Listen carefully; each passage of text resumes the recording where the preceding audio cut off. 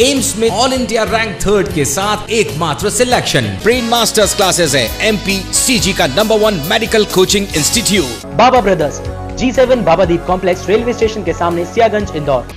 Petrol के बढ़ते भाव को बजाज डिस्कवर का मुंहतोड़ जवाब। Krishna automobile scheme number 54 Vijaynagar Indore. PNG classes head office Indraprastha tower 6 MG road Indore. Branch office Man Bhavan plaza 1 bank colony opposite Dussehra Maidan अंटूना road Indore. World of sales G8 G9 new Siyaganj VIP route number 1 Indore. Ratna house hotel Sayaji Indore. Hotel academy professor colony Bhanwarkuan चौराहा main road Indore.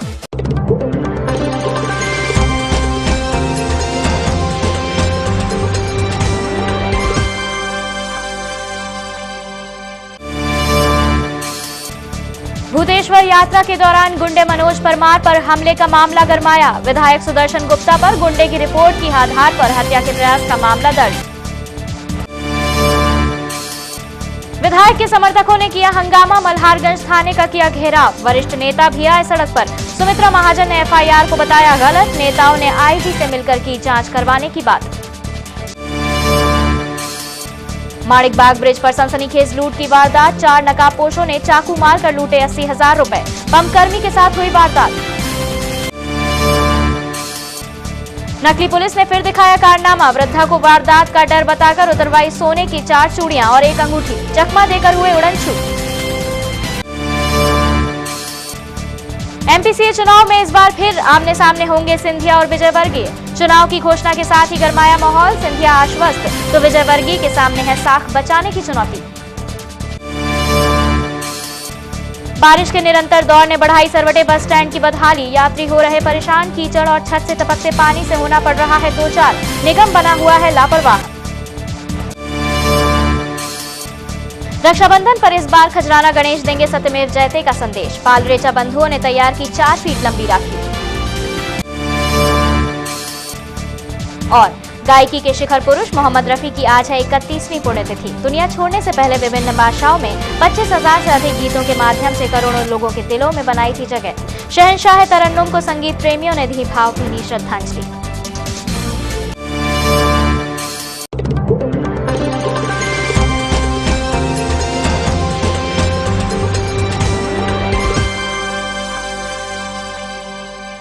बड़ा गणपति क्षेत्र में सोमवार रात धार्मिक जुलूस के दौरान कुख्यात गुंडे मनोज परमार पर कुछ लोगों ने गोली चला दी।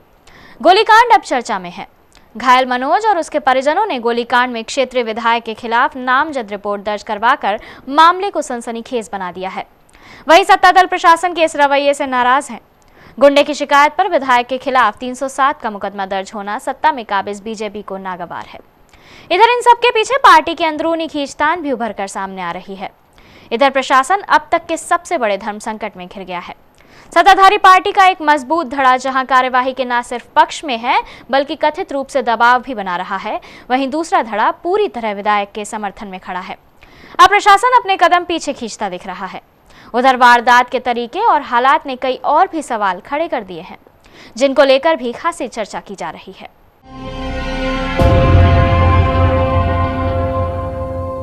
गुंडे मनोज परमार पर हुए प्राणघातक हमले के मामले में पुलिस ने विधायक सुदर्शन गुप्ता सहित 3 अन्य लोगों के खिलाफ हत्या के प्रयास का मामला दर्ज कर लिया है। केस दर्ज होने के बाद भाजपा में हलचल मच गई है। भाजपा कार्यकर्ता पहले राज मोहल्ला चौराहे पर इकट्ठा हुए, फिर मल्हारगंज थाने का घेराव कर पुलिस प्रशासन के खिलाफ जमकर नारेबाजी की। इस दौरान सांसद सुमित्रा महाजन ने कहा कि पुलिस ने बिना जांच कर FIR दर्ज कर ली, जो गलत है। भूतेश्वर यात्रा के दौरान गुंडे मनोज परमार को गोली मारने के मामले में पुलिस ने घायल के बयान के आधार पर भाजपा विधायक सुदर्शन गुप्ता, विपिन गांधी, छोटू मित्तल और गोपाल गोयल के खिलाफ प्राणघातक हमले का केस दर्ज किया है। विधायक गुप्ता के खिलाफ केस दर्ज होने के बाद भारतीय जनता पार्टी में हलचल मच गई है। गुप्ता के समर्थक मंगलवार को राज मोहल्ला चौराहे पर इकट्ठा हुए। इस दौरान गुप्ता के समर्थन में सांसद सुमित्रा महाजन, विधायक मालिनी गौड़, भाजपा नगर अध्यक्ष शंकर लालवानी सहित पार्टी के कई पदाधिकारी मौजूद थे।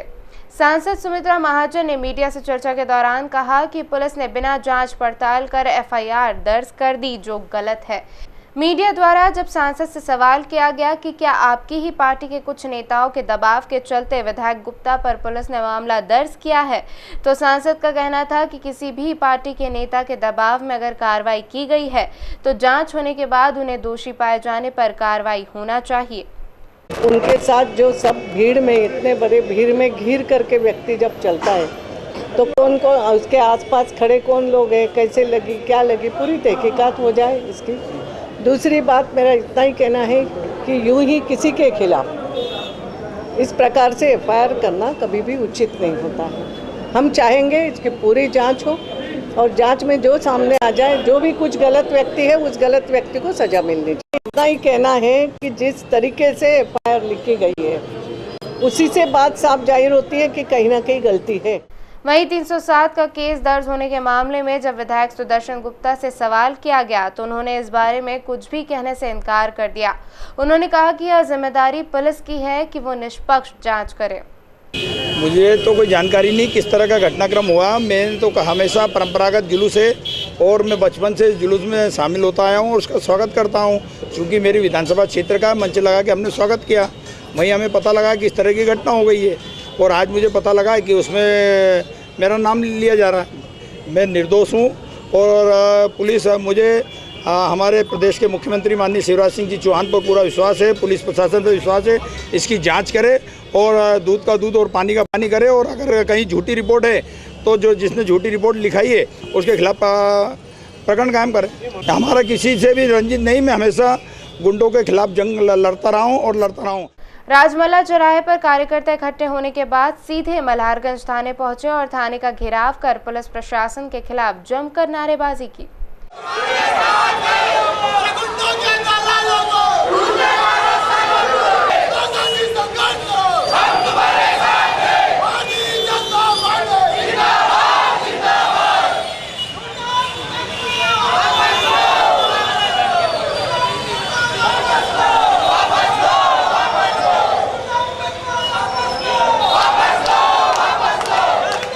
थाने पर प्रदर्शन का नेतृत्व कर रहे भाजपा के प्रदेश सह प्रवक्ता उमेश शर्मा ने मीडिया से चर्चा के दौरान कहा कि अगर गुंडा मनोज परमार आईजी अनुराधा शंकर का नाम ले देता कि गोली आईजी के कहने पर मारी है तो क्या आईजी के खिलाफ मुकदमा दर्ज हो जाता। शर्मा ने कहा कि जिस गुंडे पर 22 मामले दर्ज हों उसके कहने पर पुलिस ने विधायक के खिलाफ कैसे केस दर्ज कर लिया। ये जो मुकदमा दर्ज करा गया है ये मुकदमा बहुत दुर्भाग्यपूर्ण भी है और असंवैधानिक भी है। अगर पुलिस प्रशासन ने अपना पक्ष ये रखा है, भारतीय जनता पार्टी के वरिष्ठ नेताओं से चर्चा में पुलिस के आला अधिकारियों का कहना है चूंकि फरियादी ने सुदर्शन गुप्ता जी का नाम लिया है इसलिए हमारी व्यवस्था है कि फरियादी के कथन पर एफआईआर दर्ज की जाए। मैं डीआईजी साई मनोहर जी से पूछना चाहता हूं, आईजी श्रीमती अनुराधा शंकर जी से पूछना चाहता हूं कि मनोज परमार अगर सुदर्शन गुप्ता जी की जगह यह कह देता कि मुझ पर गोली डीआईजी साई मनोहर जी ने चलवाई है या मुझ पर गोली आईजी अनुराधा शंकर जी ने चलाई है तो क्या तब भी पुलिस के आला अधिकारी एक गुंडे के कहने पर अपने आईजी और डीआईजी पर प्रकरण दर्ज करने का साहस बताते। बताया जा रहा है कि भाजपा और आरएसएस के पदाधिकारियों ने गुंडे मनोज परमार पर इस बात को लेकर दबाव बनाया था कि रिपोर्ट में वो विधायक सुदर्शन गुप्ता का नाम न लिखाए। बावजूद इसके परमार ने गुप्ता का नाम दर्ज करा दिया। बहरहाल अब देखना यह है कि सत्ता पक्ष के राजनीतिक दबाव के बाद आखिर पुलिस किस नतीजे पर पहुंचती है। सवाल यह भी उठता है कि क्या सत्ता पक्ष का विधायक होने के बाद गुप्ता का नाम एफआईआर से कट पाएगा और यदि नहीं तो क्या इसका असर आने वाले विधानसभा चुनाव पर नहीं पड़ेगा। विधायक सुदर्शन गुप्ता पर हत्या के प्रयास का मुकदमा दर्ज होने से भन्नाए भाजपाई मंगलवार को पार्टी कार्यालय पर बैठक करने के बाद आईजी से मिलने पहुंचे। आईजी से मिले भाजपाइयों को हालांकि सिर्फ निष्पक्ष जांच का आश्वासन ही मिला। वहीं इस मौके पर प्राणघातक हमले के आरोपी और कांग्रेसी विधायक भी इस मुद्दे पर भाजपाइयों के साथ दिखे, जबकि कांग्रेस ने तो इस प्राणघातक हमले के पीछे मंत्री खेमे के शामिल होने की बात तक कह दी थी। विधायक सुदर्शन गुप्ता पर हत्या के प्रयास का मुकदमा दर्ज होते ही पहले भाजपाइयों ने मल्हारगंज थाना घेरा, उसके बाद भाजपाई पार्टी कार्यालय पहुंचे, जहां सांसद सुमित्रा महाजन, सभी भाजपाई विधायक, पूर्व विधायक और पार्टी के पदाधिकारियों की एक बैठक इस मुद्दे से निपटने की रणनीति बनाने के लिए हुई। बैठक के बाद सभी भाजपाई सीधे आईजी से मिलने पहुंचे। सांसद सुमित्रा महाजन के नेतृत्व में आईजी से मिलने पहुंचे भाजपाइयों ने मुकदमा दर्ज करने पर सवाल उठाए और मामले की निष्पक्ष जांच करने की बात कही।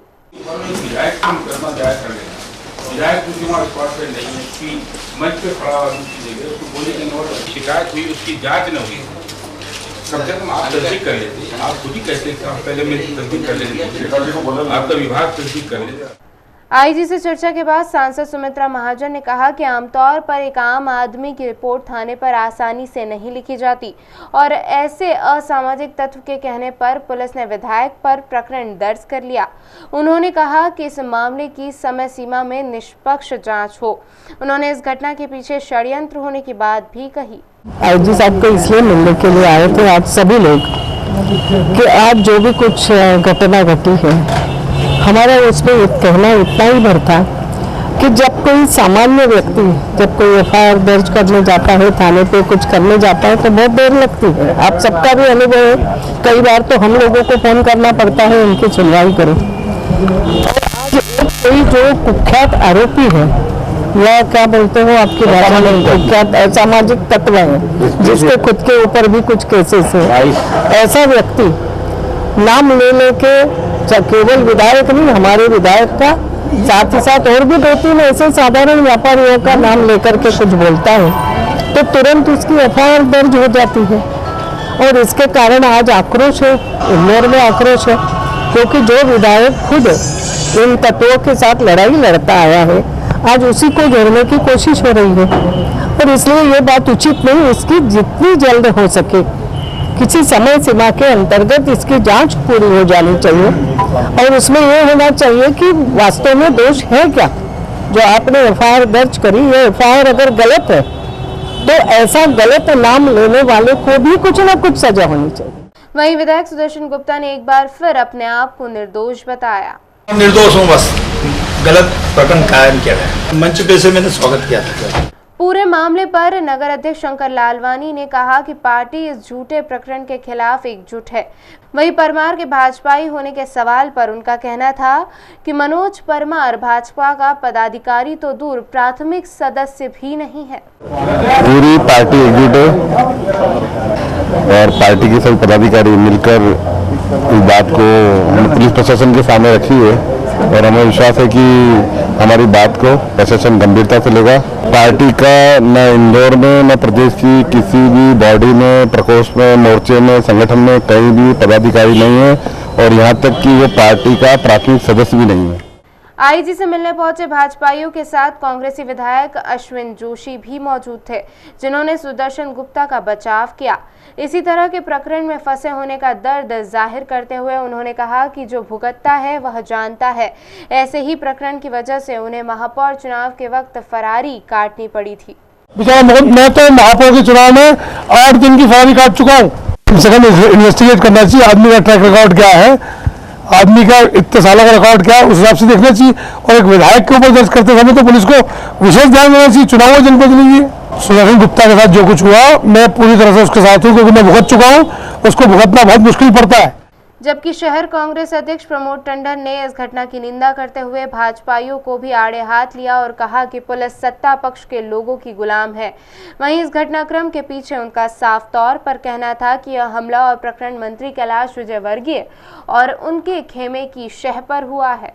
बड़े दुख के साथ और शर्मिंदगी के साथ कहना पड़ता है कि इंदौर को ये तथाकथित जो नेता हैं भारतीय जनता पार्टी को, जिनको गुंडे पालने का शौक है और जो दुकान मकान खाली कराने के धंधे में प्रत्यक्ष या अप्रत्यक्ष रूप से शरीक हैं, भारतीय जनता पार्टी की आपस की रस्साकसी में एक जनप्रतिनिधि पे एक 22 केस का रजिस्टर्ड गुंडा 307 लगवा रहा है। इतनी भीड़ में किसने गोली मारी क्या है, मुझे तो समझ में ही नहीं आ रहा है कि भारतीय जनता पार्टी इंदौर को किस स्थिति में ले जा रही है।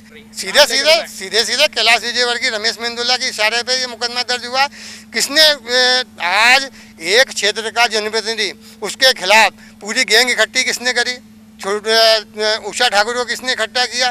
गोलू शुक्ला को किसने इकट्ठा किया? एक गुंडा मनोज परिवार सरेआम एक जनप्रतिनिधि के, मैं किसी का पक्ष नहीं ले रहा हूं, लेकिन गलत चीज पे हर व्यक्ति को उठ के खड़ा होना चाहिए, नहीं तो ये इंदौर गुंडों के हवाले हो जाएगा। बहरहाल अपराधियों की बैसाखी पर चल रहे इस राजनीतिक हाई प्रोफाइल ड्रामे का अंत क्या होता है, यह तो आने वाला वक्त ही बताएगा।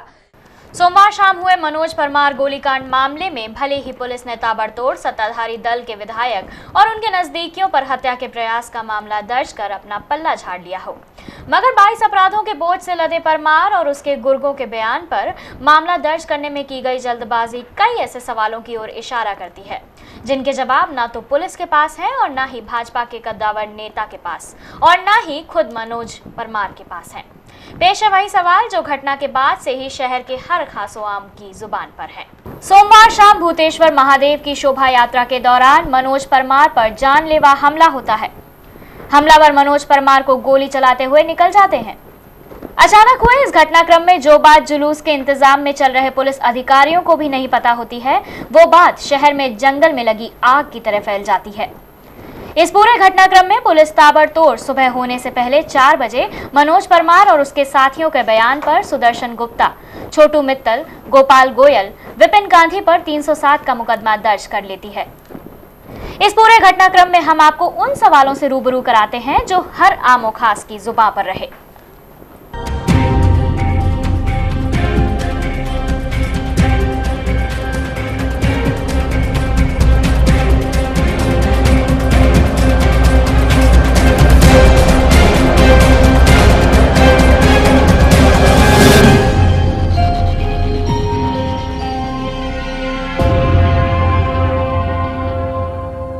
जी हाँ, ऐसे कई सवाल हैं जो आम से लेकर खास आदमी के जहन में घटना के बाद से ही उठ रहे हैं।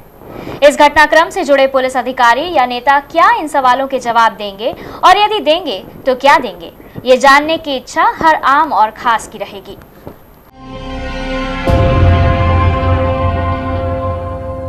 बुलेटिन में खबरें अभी और भी हैं, लेकिन फिलहाल वक्त हो चला है एक छोटे से ब्रेक का। आप देखते रहिए BTV न्यूज।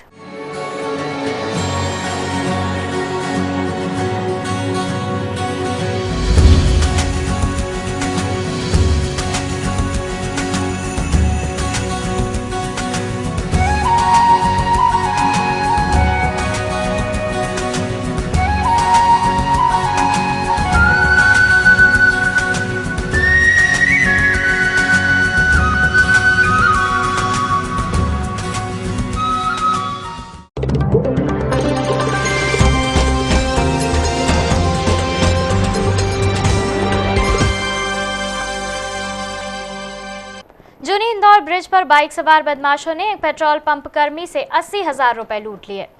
बदमाशों ने मुख पर रुमाल बांधे रखा था। जाते जाते बदमाश पंप कर्मी को चाकू मारकर घायल कर गए। जहां यह वारदात हुई वहां से चंद मीटर की दूरी पर जूनी इंदौर थाना है। बावजूद इसके आरोपियों ने बेखौफ वारदात को अंजाम दिया और फरार हो गए। फरियादी कन्हैयालाल पिछले 22 सालों से गड़बड़ी पुल स्थित अरनेजा पेट्रोल पंप पर कलेक्शन का काम करता है। कन्हैयालाल रोजाना की तरह डीजल के रुपयों का कलेक्शन करने के लिए निकला। टावर चौराहे पर स्थित बैंक ऑफ बड़ौदा से 25,000 रुपए निकालने के बाद कुल 80,000 रुपए लेकर बाइक से जुनिंदौर ब्रिज से होता हुआ तोड़ा इलाके की ओर जा रहा था। फरियादी के मुताबिक 2 बाइक पर सवार 4 बदमाशों ने चाकू मार कर घायल करते हुए 80,000 रुपए से भरा बैग छीन लिया और भाग गए। सर वो सब लिखवा दिया उधर मैंने। कितना पैसा था आपके पास? 80,000। कहाँ लेके जा रहे थे? मैं तो कलेक्शन पे रोज जाता हूँ। अच्छा। रोज आता हूँ। ये घटना कहाँ पर हुई? ये जूनिंदर पुल के ऊपर। माणिकपुर की? ये वाला। ये वाले पे? जी। कितने लोग थे? 4 जन थे वो। काहे पे थे? बाइक पर। आप काहे पे जा रहे थे? मैं भी बाइक पे था। मेरे को ओवरटेक कर लूटा उन्होंने। तो क्या कितने लोग थे? मतलब आगे पहले 2 ने रोका मेरे को और पीछे वाले मारने लग गए, छुरा निकाल गए। घायल कन्हैयालाल का एमवा अस्पताल में मेडिकल कराया गया। वहीं फरियादी की शिकायत पर पुलिस ने लूट का मामला दर्ज कर आरोपियों की तलाश शुरू कर दी है। मंगलवार दोपहर एक बार फिर नकली पुलिस ने होलकर कॉलेज के सामने एक वृद्धा को ठग लिया। आरोपी वृद्धा को वारदात होने के डर बताकर 2.25 लाख रुपए कीमत के जेवर ले उड़े। घटना के वक्त वृद्धा रोजाना की तरह पैदल घूमने निकली थी। जानकी नगर मेन में रहने वाले 85 साल की मनोरमा बाई रोजाना की तरह अपने घर से सुबह सैर करने निकली। मनोरमा बाई के मुताबिक वे रोजाना सवेरे जल्दी उठकर घूमने जाती हैं, लेकिन मंगलवार को बारिश की वजह से देर होने पर करीब 11 बजे घर लौट रही थी। होलकर कॉलेज के सामने अचानक 2 लोग आए और खुद को पुलिसकर्मी बताया। वहीं कुछ दूर वारदात होने का डर दिखाते हुए बदमाशों ने उनके हाथों से सोने की 4 चूड़ियां और अंगूठियां उतरवा कर कागज में रखने को कहा। फरियादी मनोरमा बाई की बहू प्रतिभा जोशी ने बताया कि ठग करीब 1.25 लाख रुपए कीमत की चूड़ियां ले उड़े। यह बात उनकी सास को कुछ दूर पहुंचकर पता चली। जब उनकी सास मनोरमा बाई ने कागज की पुड़िया खोलकर देखी तो उसमें नकली सोने की चूड़ियां निकली। बोलते हैं आज पानी आने की वजह से 11 बजे निकले। 11 बजे निकले, उस रोड पे इनको 2 लोग मिले मोटरसाइकिल पे, जिन्होंने रुक के उनसे कहा कि माता जी ये चूड़ी वगैरह सब उतार के रख लो, यहाँ दुर्घटनाएं हो रही हैं, आप कहीं सेफ जगह इनको रख लीजिए। बातों में आके इन्होंने 4 चूड़ियाँ उतारी, अंगूठी उतारी, तो उन्होंने कागज फैला दिया, बोले इस पे रख लो। तो वो कागज की जो पुड़िया बनाई वो तो उन्होंने अपने पास रख ली और अपने पास से ये जो चूड़ी बताई गई ये इन्होंने उनके ब्लाउज में रख दी गई। कुछ दूर आने के बाद उनको शंका हुई कि मेरी अंगूठी रखी कि नहीं। उन्होंने देखा तो ये चूड़ी नकली थी और वो लोग लेकर निकल चुके। कितनी चूड़ियाँ थी? 4 चूड़ी, 1 अंगूठी। ठगी का शिकार हुए परिवार की शिकायत पर भंवरकुआ पुलिस ने मामला दर्ज कर आरोपियों की तलाश शुरू कर दी है। एक दिलचस्प चुनावी मुकाबले की तारीख का ऐलान हो चुका है। आगामी 26 अगस्त को मध्य प्रदेश क्रिकेट एसोसिएशन के वार्षिक चुनाव आयोजित किए जाएंगे, जिसमें एक बार फिर अध्यक्ष पद के लिए प्रदेश के उद्योग मंत्री कैलाश विजयवर्गीय और केंद्रीय उद्योग मंत्री ज्योतिरादित्य सिंधिया आमने सामने होंगे। चुनाव की घोषणा मंगलवार को एमपीसीए की वार्षिक साधारण सभा के बाद अध्यक्ष सिंधिया ने की। वहीं विरोधी पैनल ने यह भी स्पष्ट कर दिया कि मंत्री विजयवर्गीय ही अध्यक्ष पद के दावेदार होंगे। मंगलवार को मध्य प्रदेश क्रिकेट एसोसिएशन की वार्षिक साधारण सभा अध्यक्ष ज्योतिरादित्य सिंधिया की अध्यक्षता में आयोजित की गई। साधारण सभा में हिस्सा लेने के लिए एमपीसीए अध्यक्ष ज्योतिरादित्य सिंधिया भी सुबह 11 बजे होलकर स्टेडियम पहुंच गए थे। यह बैठक आगामी एमपीसीए चुनाव को देखते हुए बड़ी महत्वपूर्ण मानी जा रही थी और हुआ भी यही। बैठक में आगामी चुनाव की तारीख का ऐलान होने के साथ ही क्रिकेट की गतिविधियों, वर्ल्ड कप ट्रॉफी अनावरण के समय उपजा विवाद, रजिस्ट्रार द्वारा 16 सदस्यों को जारी नोटिस और एमपी टीम के प्रदर्शन पर भी चर्चा हुई। चुनाव की तारीख का खुलासा करते हुए सिंधिया ने कहा कि 26 अगस्त को चुनाव होंगे और वे चुनाव के लिए पूरी तरह से तैयार हैं, फिर भले ही प्रतिद्वंदी कोई भी हो। मैं इतना भी कहूँगा कि जिस प्रकार से एक अलग प्रयोग का इस्तेमाल इस खेल के जगत में किया जा रहा है, ये पहली बार एमपीसीए के इतिहास में ये एक उदाहरण बनने जा रहा है और मैं नहीं समझता कि ये एक सुखद उदाहरण है, लेकिन इसका निर्णय हमारे मेंबर्स लेंगे एजीएम में 26 तारीख को। पहली बार मैंने देखा है कि एक रजिस्ट्रार इतने सचेत होकर अपने कार्यशैली पर कार्य कर रहा है। वहीं विरोधी पैनल ने भी अपने लुभावने घोषणा के साथ ही यह भी स्पष्ट कर दिया कि उनकी अहिल्या पैनल से अध्यक्ष पद के उम्मीदवार कैलाश विजयवर्गीय ही होंगे। चुनाव को लेकर वह सदस्यों से लगातार संपर्क में भी हैं। मामला भी कुछ भी नहीं हुआ, फैसला कुछ नहीं सुना। पैनल लेने में घोषित की गई नहीं, अभी कहाँ पैनल? अभी तो चुनाव डिक्लेयर हुआ है। अभी तो आज चुनाव डिक्लेयर हुए हैं। तो चुनाव लड़ोगे ना? हाँ बिल्कुल लड़ेंगे ना, क्यों नहीं लड़ेंगे। क्या तैयारी आपकी इस बार आपकी क्या तैयारी? पिछली बार आपको बहुत ही करारी हार झेलनी पड़ी थी, इस बार क्या तैयारियाँ हैं? तैयारी अच्छी हैं, 1 to 1 सब लोगों से मिल रहे हैं, रिस्पांस अच्छा है। हमने हमारा घोषणा पत्र भी निकाल दिया है, आप लोगों के पास शायद पहुँच गया होगा। सर फिलहाल चुनाव के लिए तैयार हो? बिल्कुल, वो घूम रहे हैं। जहाँ तक मैं जानता हूँ चुनाव लड़ेंगे। बहरहाल पिछले साल जीवन में पहली बार चुनाव में हार का स्वाद चख चुके कैलाश विजयवर्गीय इस बार तैयारी के साथ मैदान में उतरेंगे।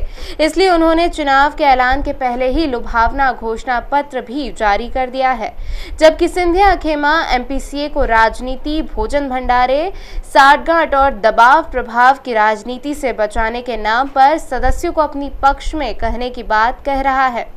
हालांकि अब देखना यह है कि पुराने प्रतिद्वंदी के बीच खेल के मैदान में होने वाली नई जंग का अंजाम क्या होता है, जिसके लिए 26 अगस्त तक का इंतजार करना होगा।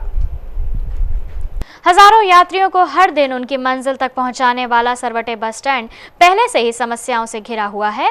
ऊपर से लगातार हो रही बरसात ने स्टैंड को और भी बदहाल कर दिया है। आलम यह है कि गंदगी और कीचड़ से सने बस स्टैंड पर न तो यात्री खड़े रह पा रहे हैं और न ही बैठ पा रहे हैं। छत पर से जगह जगह टपकते पानी ने यात्रियों के लिए और भी मुसीबतें खड़ी कर दी हैं। हजारों यात्रियों को हर दिन ढोने और 350 से ज्यादा बसों को संचालित करने वाला इंदौर शहर का सबसे बड़ा सरवटे बस स्टैंड यूं तो हमेशा समस्याओं से घिरा रहता है, लेकिन बरसात ने स्टैंड को और अधिक बदहाली की हालत में लाकर खड़ा कर दिया है। वर्तमान में हालात ये हैं कि स्टैंड पर जगह जगह गंदगी पसरी पड़ी है। कीचड़ भी बदहाली की गाथा सुना रहा है। बस स्टैंड का प्रवेश द्वार हो या फिर भीतरी हिस्सा, सभी दूर गंदगी और कीचड़ के नजारे नजर आ रहे हैं। स्टैंड परिसर के तो और हालात बुरे हैं।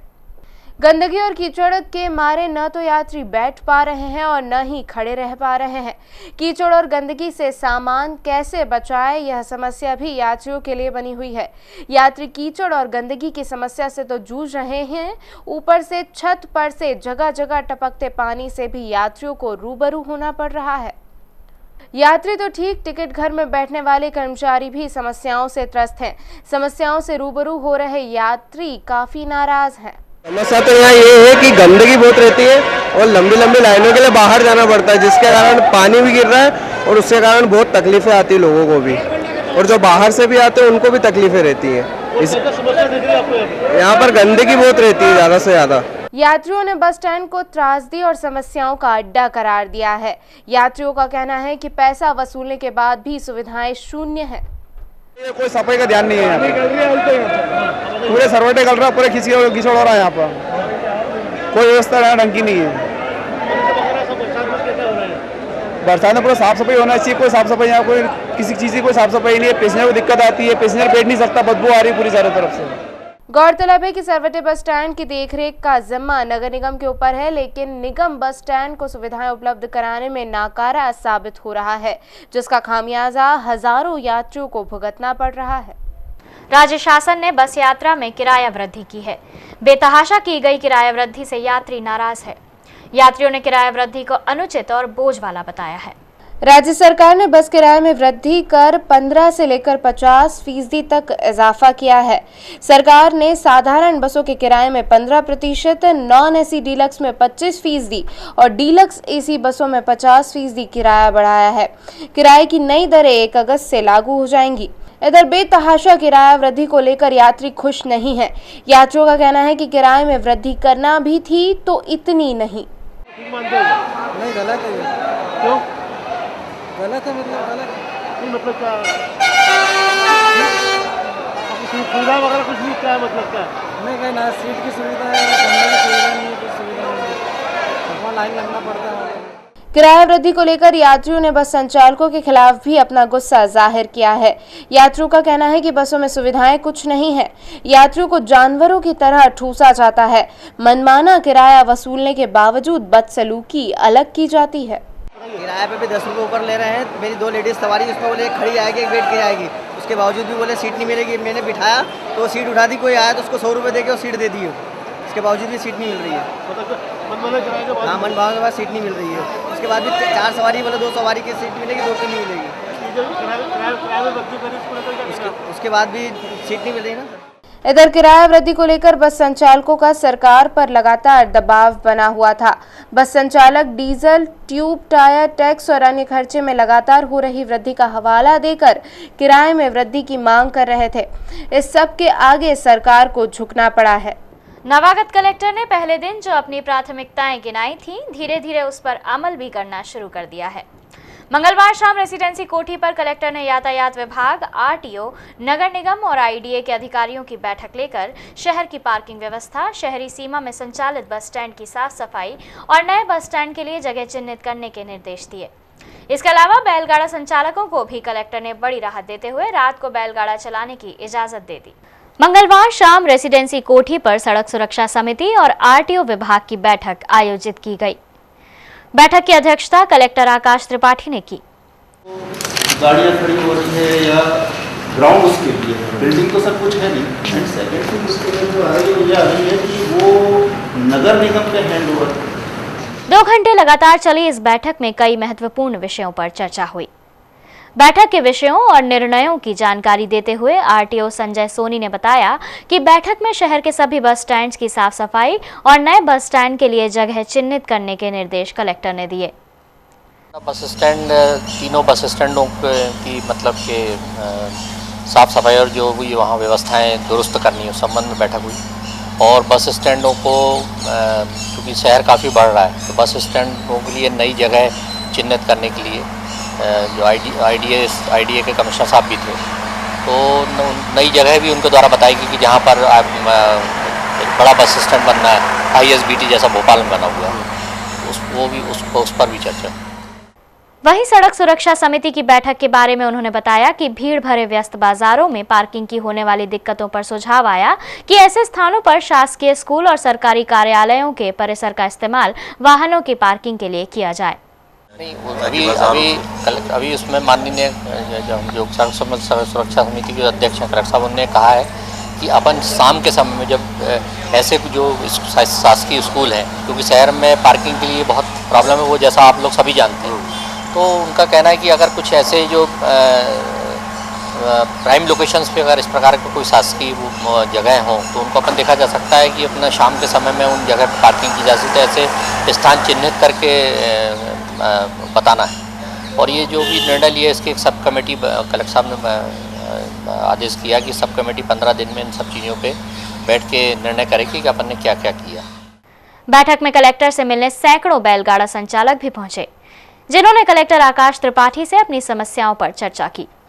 एक आदमी का रास्ता हमारे लिए निकाल के जब तक मंडियां बताओ ना, आप क्या बीच का रास्ता, आपका रास्ता तो ये कि आप वैसे ही चल रहे, तो चल रही व्यवस्था, बीच का रास्ता थोड़ा ना। रक्षाबंधन के पर्व पर इस बार खजराना के भगवान श्री गणेश को 4 फीट की राखी बांधी जाएगी। प्रथम पूज्य आराध्य देव भगवान गणेश के लिए हर साल अलग अलग तरह की राखियां तैयार करने वाले भक्त परिवार ने इस साल सत्यमेव जयते की थीम पर राखी तैयार की है, जिसमें भगवान गणेश के पूरे परिवार को भी दर्शाया गया है। हिंदू परंपरा के अनुसार हर शुभ कार्य में सबसे पहले प्रथम पूज्य आराध्य देव भगवान श्री गणेश की वंदना की जाती है। इसी कड़ी में रक्षाबंधन के पर्व पर भी सबसे पहले भगवान श्री गणेश के भक्तों द्वारा राखी बांधी जाएगी। इसके बाद से भाई बहन के स्नेही पर्व की घर घर में शुरुआत होगी।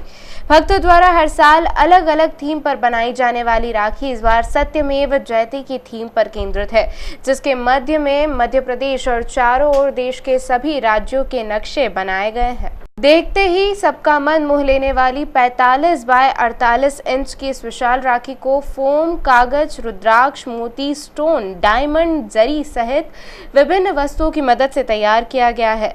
इस राखी में ऊपर की ओर शिवलिंग और नीचे की ओर गणेश जी के परिवार के रूप में लाभ, शुभ और रिद्धि सिद्धि को दर्शाया गया है। राखी को तैयार करने वाले भक्त के अनुसार 2 माह पहले से राखी बनाने का काम शुरू कर दिया गया था। इस काम में उनके पूरे परिवार ने साथ दिया है। 45 इंच बाय 48 इंच व्यास की राखी है और राखी से बनने वाले मटेरियल फोम, सलमा, सितारा, जरदोजी, मोती, रुद्राक्ष, इस मटेरियल डायमंड वगैरह, इससे हमने इसको बनाया है। इसको बनाने में 2 माह से अधिक समय लगा। पिछले 10 सालों से अधिक समय से हम इंदौर में खजराना गणेश जी के लिए राखी बना रहे हैं। हमारा ऐसा सोच है कि गणेश जी का हमें आशीर्वाद है कि हम इस तरह की राखी चढ़ाएं, इसलिए ये चल रहा है। प्रार्थना करना है कि सत्य की सदा विजय हो, लोगों के अंदर भ्रष्टाचार के प्रति जागृति फैले, भ्रष्टाचार खत्म हो, इस उद्देश्य के साथ हम चढ़ा रहे हैं। इसमें एक विशेष बात हमने ये बनाई है कि इस राखी के मध्य में आप सत्यमेव जयते मध्य प्रदेश के नक्शे पे देख रहे हैं। जो सत्यमेव जयते लिखा है वो मध्य प्रदेश के नक्शे पे है और उसके आसपास हमने पूरे देश के 28 राज्यों को वक्रतुंड महाकाय, सूर्यकोटि समप्रभ के मंत्र के साथ जोड़ा है। दरअसल शहर के पालरेजा परिवार द्वारा पिछले 12 सालों से भगवान गणेश के लिए तिरंगा, नवग्रह, म्यूजिकल राखी सहित कई थीम पर राखी तैयार की जा चुकी है। बुलेटिन में खबरें अभी और भी हैं, लेकिन फिलहाल वक्त हो चला है एक छोटे से ब्रेक का। आप देखते रहिए BTV न्यूज़।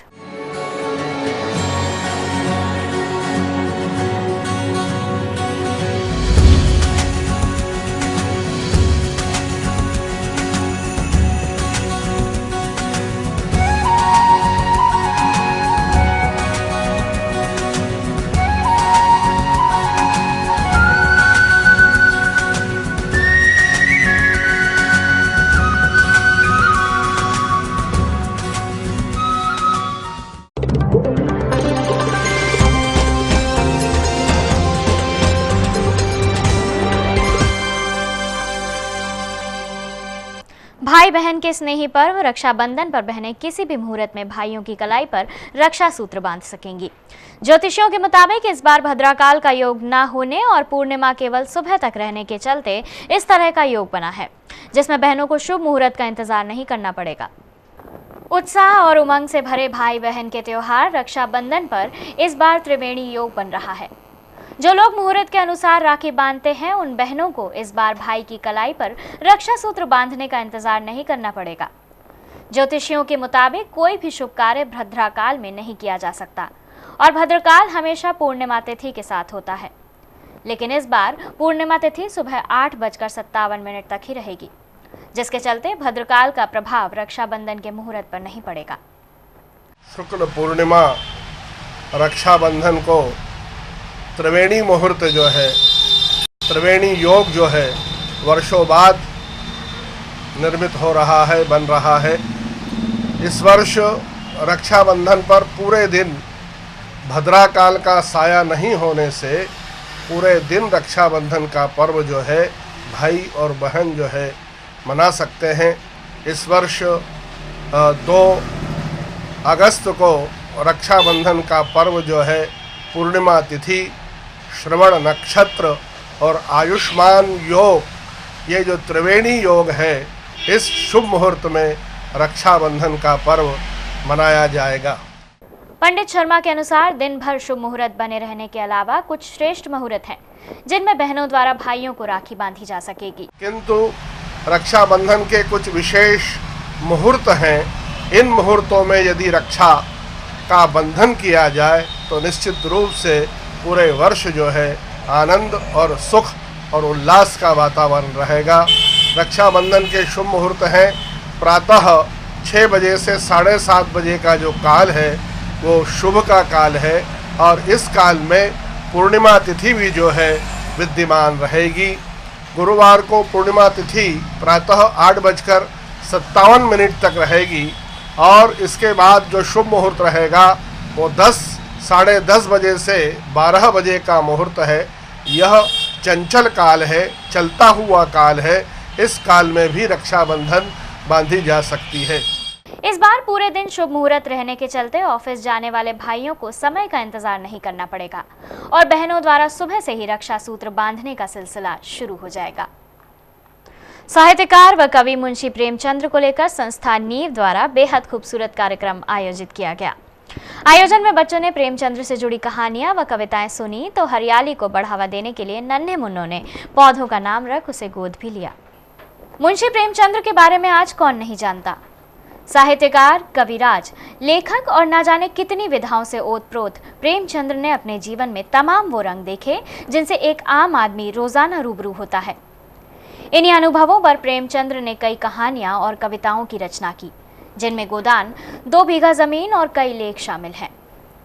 प्रेमचंद्र द्वारा लिखी गई इन्हीं कहानियों व कविताओं के चंद अंश कवि कृष्णकांत निलोसे ने बच्चों के साथ साझा किए। बच्चों के बीच में रहकर बच्चों को बच्चों जैसी बात सुनाना जो उनको अच्छी लगे, कठिन होता है कि नहीं है? अब तुमसे कहूं कि प्रेमचंद इतना महान था तो कितना महान मानोगे तुम लोग? प्रेमचंद, तुम लोग एक बात बतलाओ, तुम्हारी दादी, तुम्हारी माँ तुम्हें कहानियां सुनाती है कि नहीं? सुनाती है? कितने लोगों की माँ और दादी कहानियां सुनाती है? कृष्णकांत निलोसे के साथ आई सारिका निलोसे ने भी बच्चों को प्रेमचंद्र द्वारा लिखी गई कहानियों को सुनाकर जीवन में अपने माता पिता की सेवा करने व एक ईमानदार इंसान बनने की बात समझाने का प्रयास किया। बच्चों के लिए आयोजित कार्यक्रम के बारे में बताते हुए संस्था से जुड़ी कार्यकर्ता पंखुड़ी का मानना है कि बच्चे एक कोमल फूल की भांति होते हैं। ऐसे में हाशिए पर जीवन जी रहे बच्चों के लिए प्रेमचंद्र के जीवन से जुड़े पहलुओं को दिखाना बेहद आवश्यक हो जाता है। देखिए, सबसे बड़ी बात, सबसे बड़ा स्पार्क तो बच्चा होना ही होता है, क्योंकि बच्चा अपने आप में एक वो बोला भी जाता है कि एक गीली मिट्टी होता है जिसको आप किसी भी तरह मोल्ड कर सकते हैं। उसी तरह से बच्चों में आप मतलब अगर थोड़ा एफर्ट्स डालें तो हम अगर मॉरलिटी की बात करें और वही बच्चे एक ऐसी क्या बोलेंगे कि शय होते हैं कि जिनमें हम मॉरलिटी और इन सब चीज़ों को अगर डालना स्टार्ट करें तो शायद समाज का परिवर्तन वहीं से हो सकता है और वो बहुत बड़ा स्पार्क है। गायकी के शिखर पुरुष कहे जाने वाले मोहम्मद रफ़ी की आज पुण्यतिथि है। हिंदी फिल्मी गीतों के अलावा कई भाषाओं में अपनी गायकी का लोहा मनवा चुके रफ़ी साहब ने करीब 25,000 से भी ज़्यादा गीतों को अलग अंदाज में गाया। दुनिया छोड़ने के बाद भी मोहम्मद रफ़ी संगीत प्रेमियों की नज़र में अमर बने हुए हैं। तुझे नगमों की जान अहले नजर यूं ही नहीं कहते, तेरे गीतों को दिल का हम सफर यूं ही नहीं कहते। दुखी थे लाख फिर भी मुतमईन थे दर्द के मारे, तेरी आवाज की शबनम से धुल जाते थे गम सारे। तेरी तानों में हुस्ने जिंदगी लेता था अंगड़ाई, तेरी तानों में हुस्ने जिंदगी लेता था अंगड़ाई। तुझे अल्लाह ने बख्शा था अंदाज़े मसीहाई। तू ही था प्यार का एक साज इस नफरत की दुनिया में, अरे गनीमत थी तेरी आवाज इस नफरत की दुनिया में। तुम मुझे यूं भुला न पाओगे, हाँ तुम मुझे यूं भुला न पाओगे। जब कभी भी सुनोगे गीत मेरे, संग संग तुम भी गुनगुनाओगे। हाँ तुम मुझे यूं भुला न पाओगे, हो तुम मुझे यूं। मोहम्मद रफ़ी की 31वीं पुण्यतिथि पर उनके चाहने वालों ने उनके गाए हुए गीत गाकर उन्हें श्रद्धांजलि दी। रफ़ी ने हिंदी के अलावा उर्दू, पंजाबी, इंग्लिश में भी गीत गाए हैं। स्पेनिश और फ्रेंच भाषा में भी रफ़ी साहब के गीत रिकॉर्ड किए गए हैं। फिल्म इंडस्ट्री में रफ़ी ने 1944 से लेकर 1980 तक अपना जौहर दिखाया जो तारीफ़े काबिल था। मंगलवार को रफ़ी की पुण्यतिथि पर संगीत प्रेमियों ने कुछ इस अंदाज में अपनी श्रद्धांजलि दी। मैं निगाहें तेरे चेहरे से हटाऊं कैसे, मैं निगाहें तेरे चेहरे से हटाऊं कैसे। लुट गए होश तो फिर होश में आऊं कैसे, मैं निगाहें तेरे चेहरे से हटाऊं कैसे। सबसे पहली बात तो ये कि जितने भी गायक जो आज गा रहे हैं वो मोहम्मद रफ़ी साहब को हम ईश्वर तुल्य मानते हैं, और भले ही वो सशरीर आज इस दुनिया में नहीं है, लेकिन उनकी आवाज़ के माध्यम से, उनकी अदाकारी के माध्यम से वो आज भी ब्रह्मांड में हम ऐसा मानते हैं जीवित हैं, हमारे बीच हैं। और उनकी प्रेरणा, उनका आशीर्वाद हम जैसे गायकों को हमेशा प्रेरणा देते रहता है, हमारा मार्ग प्रशस्त करते रहता है। मोहम्मद रफ़ी साहब एक ऐसे कलाकार थे जिन्होंने तकरीबन हर भाषा में गाने गाए। आपको शायद विदित होगा, इंग्लिश में भी उन्होंने गाने गाए हैं। तो एक ऐसा कलाकार जिसने कई हजार, करीब 26-27 हज़ार गाने उन्होंने फिल्मी दुनिया में गाए हैं। बंगाली, कन्नड़, तमिल, बहुत सारी भाषाओं में गाए। और उनकी जो सॉफ्टनेस थी उनकी आवाज़ में, उनकी सबसे बड़ी बात क्या था, उनका जो व्यक्तित्व था इतना विनम्र था, और वही उनकी गायकी में आता था। आज तक जितने भी हमने चित्र उनके देखे हैं उस सब में वो हंसते हुए ही दिखे हैं। तो ऐसा कलाकार था कि जीवन में भी वो सादगी से रहा और उनकी गायकी में भी हमेशा सादगी रही, और हम तो बस भगवान के तुल्य उनको मानते हैं और उनको याद करते हैं।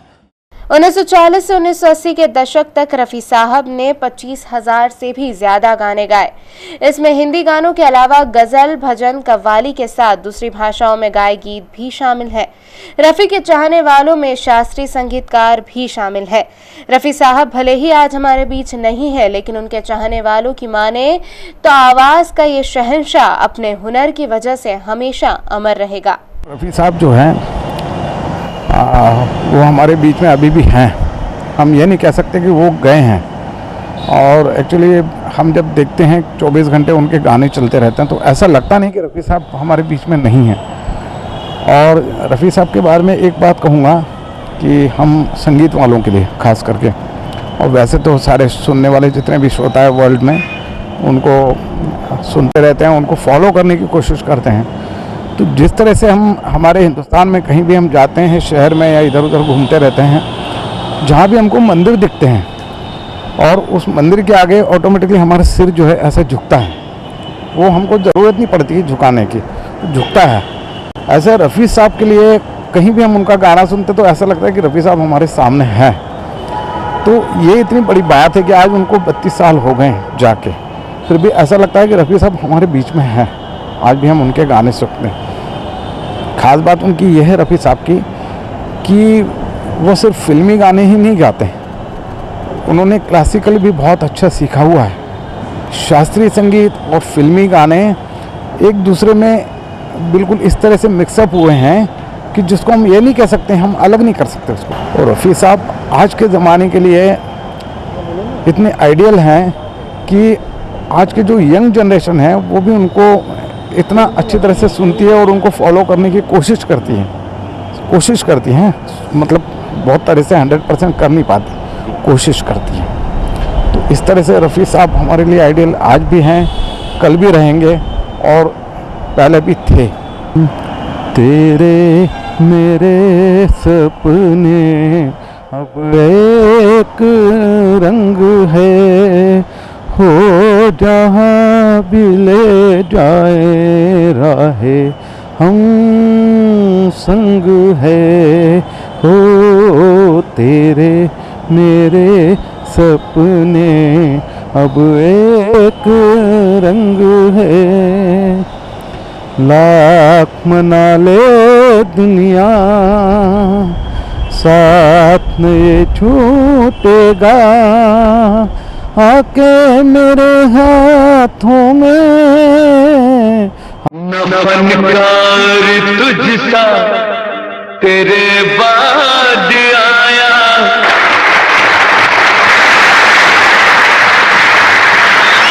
न फनकार तुझसा तेरे बाद आया, मोहम्मद रफ़ी तो बहुत याद आया, मोहम्मद रफ़ी तो बहुत याद आया, न फनकार तुझसा तेरे बाद आया, मोहम्मद रफ़ी तो बहुत याद आया, मोहम्मद रफ़ी तो बहुत याद आया।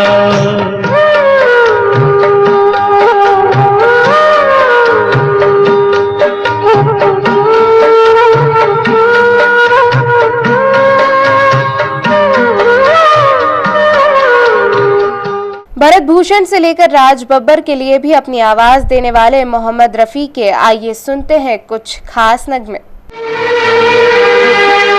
तेरा गम अगरचे बहुत है पुराना, तेरा गम अगरचे बहुत है पुराना, तुझे हमसे बिछड़े हुआ एक ज़माना, हुआ एक ज़माना, तेरा नाम कोई नहीं भूल पाया, मोहम्मद रफ़ी तो बहुत याद आया, मोहम्मद रफ़ी तो बहुत याद आया।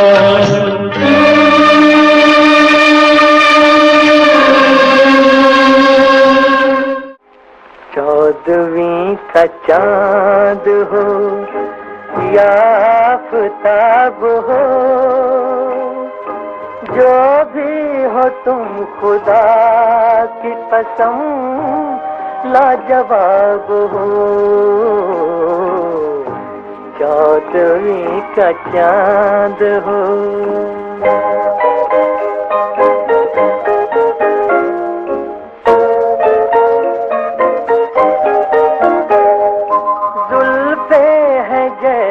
कांधों पे बादल झुके हुए, जुल्फे हैं जैसे कांधों पे बादल झुके हुए, आंखें हैं जैसे मैं के प्याले भरे हुए। मेरे गीत सुने दुनिया ने मगर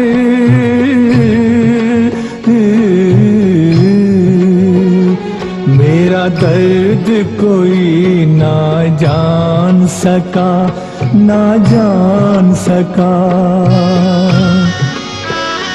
एक तेरा सहारा था दिल को, एक तेरा सहारा था, तू भी न मुझे पहचान सका, तू भी न मुझे पहचान सका। बचपन के वो गीत पुराने आज तुझे ना याद रहे मेरी कहानी।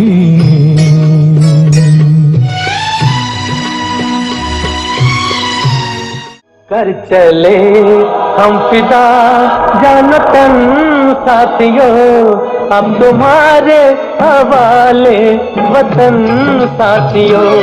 कर चले हम फिदा जानो तन साथियों, अब तुम्हारे हवाले वतन साथियों।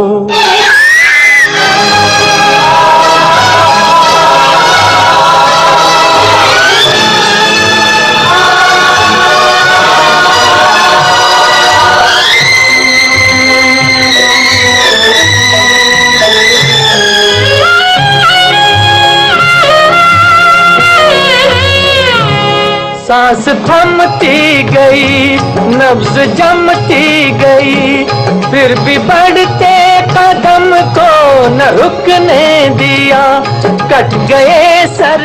अपनी शानदार गायकी से मोहम्मद रफ़ी आज भी उनके चाहने वालों के बीच हमेशा मौजूद रहेंगे। तुम मुझे यूं भुला न पाओगे, हाँ तुम मुझे यूं भुला न पाओगे, जब कभी भी सुनोगे गीत मेरे, संग संग तुम भी गुनगुनाओगे, हाँ तुम मुझे यूं। बुलेटिन में खबरें अभी और भी हैं, लेकिन फिलहाल वक्त हो चला है एक छोटे से ब्रेक का। आप देखते रहिए BTV न्यूज़।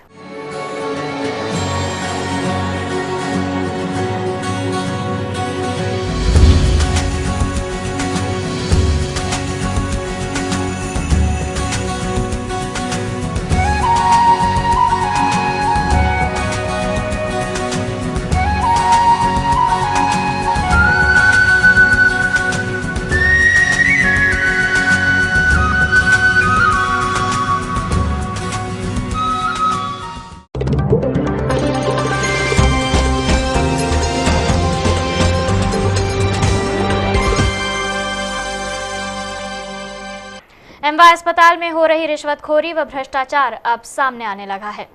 खुद एमवाई के ही चतुर्थ श्रेणी कर्मचारियों ने बाबुओं पर रिश्वतखोरी के इल्जाम लगाए हैं। कर्मचारियों की मांग है कि अगर 2 दिन में भ्रष्ट बाबू पर कार्यवाही नहीं की गई तो वे उग्र आंदोलन करेंगे। महंगाई के इस दौर में त्योहारों के आते ही कर्मचारियों पर चौतरफा मार पड़ती है। मुट्ठी पर तनख्वाह पाने वाले कर्मचारियों को त्योहार मनाने के लिए विभागीय लोन लेना पड़ता है। एमवाई में भी चतुर्थ श्रेणी कर्मचारियों ने लोन के लिए अप्लाई किया था, लेकिन उन्हें लोन नहीं मिला। इसका कारण वहीं के एक बाबू पर फाइल आगे ना बढ़ाए जाना बताया जा रहा है।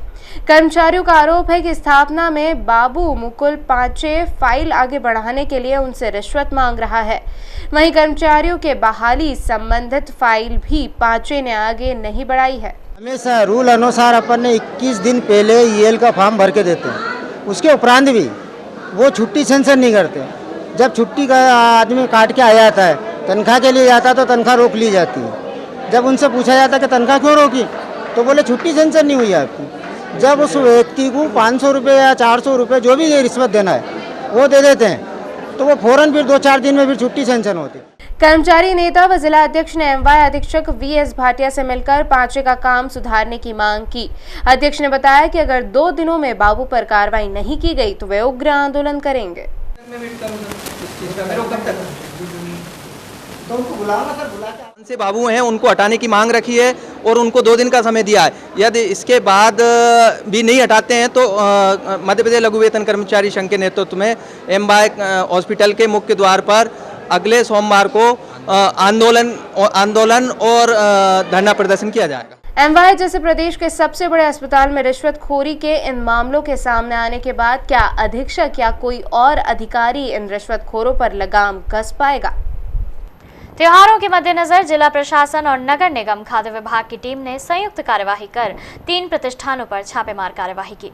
पार्श्वनाथ नमकीन, नेमा स्वीट्स और अपना स्वीट्स के जवाहर मार्ग स्थित शोरूम और कारखानों पर छापे में 9 सैंपल लिए गए।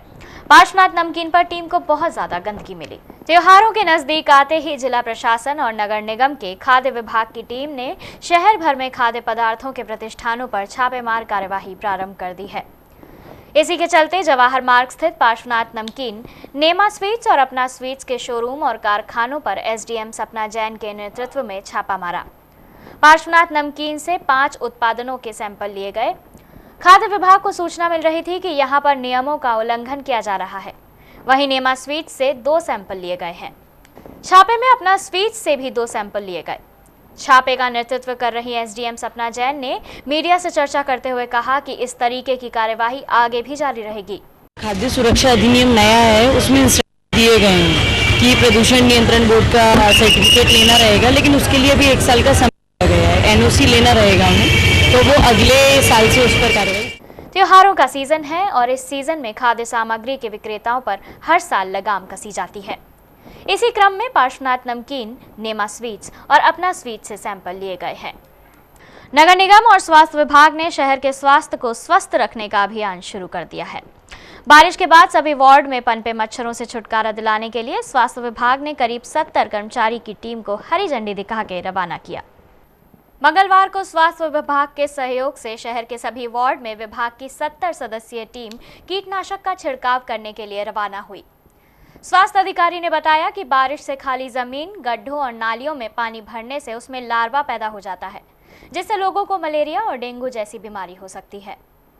ये जब बारिश का मौसम आता है तो जगह जगह पानी जमा हो जाता है। गंदा पानी प्लाटों के पास भी हो जाता है, नालियों में भी जमा हो जाता है और जो कॉलोनियों में बहुत सारी ऐसी जगह हैं जहाँ पर गंदा पानी का जमा होने लग जाता है और उस गंदा पानी ज़्यादा दिन तक भरा रहता है तो उसमें मच्छर का लार्वा पैदा होता है, जिससे मच्छर उत्पन्न होते हैं। तो नगर पालिका निगम इंदौर और जिला स्वास्थ्य विभाग ने मिल के एक संयुक्त टीम बनाई है। जो ऐसी जगह हमने पहचान की है जहां 270 से भी ज़्यादा स्थान हैं जहां पर इस प्रकार का गंदा पानी जमा होता है, तो वहां पर दवा का छिड़काव करना और उसके पानी की निकासी की व्यवस्था करना। इसके लिए 6 टीम दवा छिड़कने वाली बनाई हैं और 4 टीम पानी की निकासी के लिए बनाई है। ऐसे कुल हमने 70-80 आदमी इस काम के लिए लगाए हैं। विभाग का कहना है कि खासकर टीम वार्ड क्रमांक 1 से लेकर 5 तक जल्द ही दवाइयों का छिड़काव करेगी। इसके साथ ही इन वार्डों में किसी भी जगह पानी भरने से संबंधित परेशानियों के बारे में कंट्रोल रूम में सूचित करता है तो निगम की टीम उसका जल्द निराकरण करेगी। एमपीपीएमटी परीक्षा पास कर चुके छात्रों की मेडिकल कॉलेज में प्रवेश प्रक्रिया जारी है। मंगलवार को भी इंदौर के एमजीएम मेडिकल कॉलेज में सरकारी मेडिकल व दंत चिकित्सालयों में प्रवेश के लिए काउंसलिंग शुरू हुई। सरकारी कॉलेजों में प्रवेश चाहने वाले छात्रों की स्क्रूटनी मेडिकल कॉलेज में की गई, जिसमें प्रदेश के तमाम जिलों से आए छात्र शामिल हुए। एडमिशन ऑनलाइन काउंसलिंग के माध्यम से किया जा रहा है, जिसमें पहले सरकारी व बाद में निजी कॉलेजों में प्रवेश प्रारंभ किया जाएगा। सरकारी मेडिकल कॉलेजों में यह प्रक्रिया 4 अगस्त तक चलेगी। वहीं निजी कॉलेजों के लिए काउंसलिंग 13 अगस्त से 22 अगस्त तक होगी, जिसमें चयनित छात्रों को 28 अगस्त तक कॉलेज में प्रवेश लेना अनिवार्य होगा। मंगलवार को एमजीएम मेडिकल कॉलेज काउंसलिंग की बैठक में औरबिंदो मेडिकल कॉलेज में नॉलेज पार्टनरशिप प्रस्ताव को छात्र हित में ध्वनि मत से नकार दिया गया। बैठक में आगामी एमसीआई के दौरे को लेकर भी तैयारियों की चर्चा की गई। मेडिकल कॉलेज में संपन्न हुई काउंसलिंग की बैठक के एजेंडे में निर्माण कार्य, दवा और उपकरण खरीदी संबंधी मुद्दों के अलावा नॉलेज पार्टनरशिप का मुद्दा भी छाया रहा। बैठक से पहले ही छात्र व शिक्षक इस पार्टनरशिप का विरोध दर्ज करा चुके थे। इसलिए औपचारिकता करते हुए डीन की अगुवाई में इसे नकार दिया गया।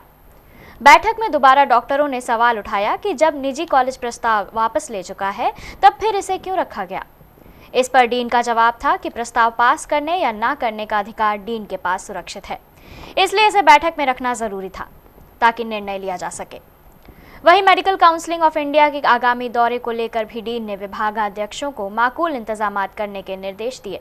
डीन ने फाइनल दौरे से पहले विभागीय दौरा करवाने की बात भी कही ताकि कमियों को उजागर कर दूर किया जा सके।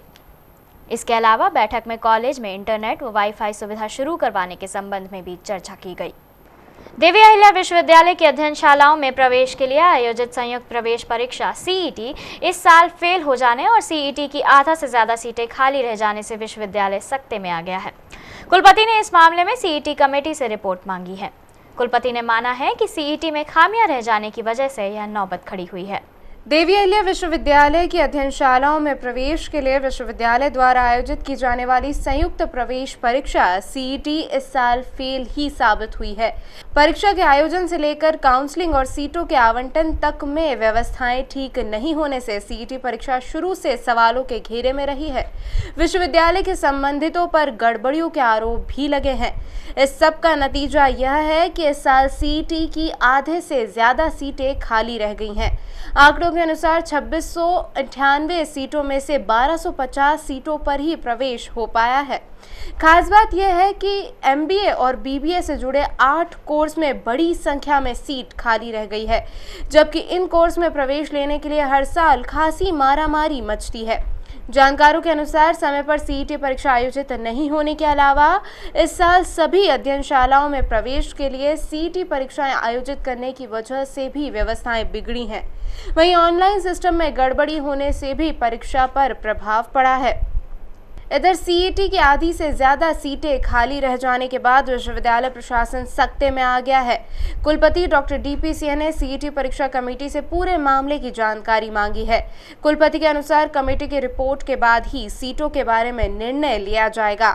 उन्होंने चर्चा में माना कि खामियों की वजह से व्यवस्थाएं प्रभावित हुई हैं। अब देखिए, पिछले वर्षों से सत्र में विलम्ब हुआ है, ये स्वीकार करना चाहिए और उसकी वजह से इस बार जो है ये परीक्षा थोड़ा सा विलम्ब से हुई है और आगे इस विश्वविद्यालय को प्रयास करना चाहिए कि सत्र आगे से अगले वर्षों में जो है वो समय पर शुरू हो। इसके लिए जो भी विश्वविद्यालय स्तर पर हो सकता है वो हम करने की कोशिश करेंगे, पूरी प्रक्रिया को रिव्यू करते हुए। इधर खबर यह भी है कि विश्वविद्यालय की अध्ययनशालाओं के धुरंधर शिक्षकों की गुटबाजी के कारण भी इस साल सीईटी को बट्टा लगा है। गुटबाजी के पीछे सबके अपने अपने कारण जुड़े हुए हैं। देवी अहिल्या विश्वविद्यालय ने परीक्षा का टाइम टेबल गड़बड़ाकर बीबीए के विद्यार्थियों के समक्ष परेशानी खड़ी कर दी है। बीबीए 4th सेमेस्टर की परीक्षाएं 1 अगस्त से शुरू हो रही हैं, जिसकी जानकारी अनेक विद्यार्थियों को समय पर नहीं मिल पाई है। हैरान परेशान विद्यार्थी मंगलवार को विश्वविद्यालय पहुंचे और उन्होंने कुलपति से मिलकर परीक्षा आगे बढ़ाने की गुहार लगाई। विद्यार्थियों ने रक्षाबंधन के त्योहार का भी हवाला दिया। सर, नाम मेरा सुमित त्रिपाठी है। बीबीए 4th से AT-KT देना है मेरे को, बाकी बीबीए क्लियर हो चुका है। कारण ये सर रक्षाबंधन है, रक्षाबंधन पर घर जाना है सब बच्चों को, मतलब अब कोई भी जा नहीं पा रहा। अभी मान लो यहाँ से पेपर देंगे, उसके बाद जाएंगे, बरसात हो जाएगी, रूट पूरा ग्वालियर शिवपुरी बंद हो गया, भोपाल भी बंद चल रहा, 8-8 घंटे का जाम चल रहा। अब क्या पता सर, अपन को जानकारी नहीं है, भोपाल से मान लो कोई लोग आ रहे हैं वो भी नहीं आ पाएंगे, क्योंकि मेरे सीनियर दिल्ली से भी आते हैं, वो भी नहीं आ पाएंगे। मतलब पेपर कई लोगों के देना मुश्किल हो जाएगा सर इस तरीके से। विद्यार्थियों ने कहा कि एक तो आनन फानन में परीक्षा का आयोजन हो रहा है, ऊपर से परीक्षा में गैप भी नहीं दी गई है। समय के सर 25 तारीख को डेट एकदम से आ गई, सैटरडे संडे के कारण हमें कुछ पता नहीं चला। मंडे को अभी जो यूनिवर्सिटी आता उन्हें तो पता चल गया, नेट पे हम लोग देख नहीं पाए, कोई खबर ही नहीं मिल पाई। एकदम से 5 दिन में डेट आ गई पेपर की, और वो भी मेन प्रैक्टिकल पेपर है, उसमें हमें ज़्यादा स्कोर करना है, AT-KT मतलब एग्रीगेट के चक्कर में, तो फिर कैसे कर पाएंगे सर। कुलपति ने विद्यार्थियों को न्याय करने का भरोसा दिलाया है। आइए रुक करते हैं न्यूज़ फास्ट की।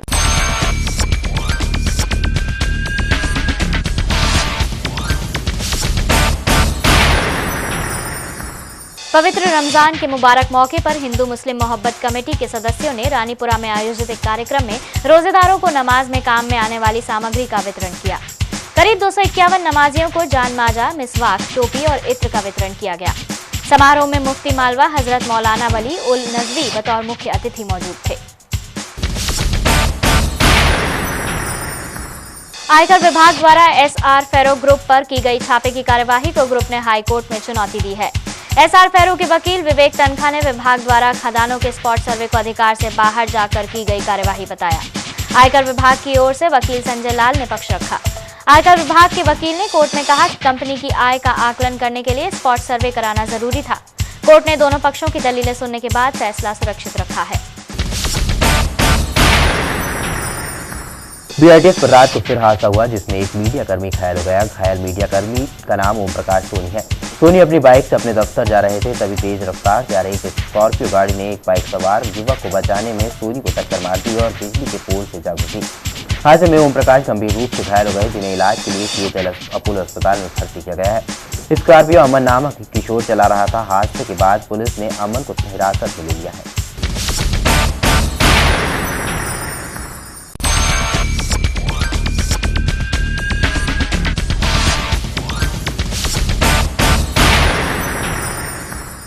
इस बुलेटिन में फिलहाल इतना ही। चलते चलते आइए नजर डालते हैं हेडलाइंस की ओर। भूतेश्वर यात्रा के दौरान गुंडे मनोज परमार पर हमले का मामला गरमाया। विधायक सुदर्शन गुप्ता पर गुंडे की रिपोर्ट के आधार पर हत्या के प्रयास का मामला दर्ज। विधायक के समर्थकों ने किया हंगामा, मल्हारगंज थाने का किया घेराव। वरिष्ठ नेता भी आए सड़क पर। सुमित्रा महाजन ने एफआईआर को बताया गलत। नेताओं ने आईजी से मिलकर की जांच करवाने की बात। माणिकबाग ब्रिज पर सनसनीखेज लूट की वारदात। 4 नकाबपोशों ने चाकू मारकर लूटे 80,000 रुपए। पंपकर्मी के साथ हुई वारदात। नकली पुलिस ने फिर दिखाया कारनामा। वृद्धा को वारदात का डर बताकर उतरवाई सोने की 4 चूड़ियां और 1 अंगूठी। चकमा देकर हुए उड़नछू। एमपीसीए चुनाव में इस बार फिर आमने सामने होंगे सिंधिया और विजयवर्गीय। चुनाव की घोषणा के साथ ही गरमाया माहौल। सिंधिया आश्वस्त तो विजयवर्गीय के सामने है साख बचाने की चुनौती। बारिश के निरंतर दौर ने बढ़ाई सरवटे बस स्टैंड की बदहाली। यात्री हो रहे परेशान। कीचड़ और छत से टपकते पानी से होना पड़ रहा है 2-4। निगम बना हुआ है लापरवाह। रक्षाबंधन पर इस बार खजराना गणेश देंगे सत्यमेव जयते का संदेश। पालरेचा बंधुओं ने तैयार की 4 फीट लंबी राखी। और गायकी के शिखर पुरुष मोहम्मद रफी की आज है 31वीं पुण्यतिथि। दुनिया छोड़ने से पहले विभिन्न भाषाओं में 25,000 से अधिक गीतों के माध्यम से करोड़ों लोगों के दिलों में बनाई थी जगह। शहंशाह तरन्नुम को संगीत प्रेमियों ने दी भावभीनी श्रद्धांजलि।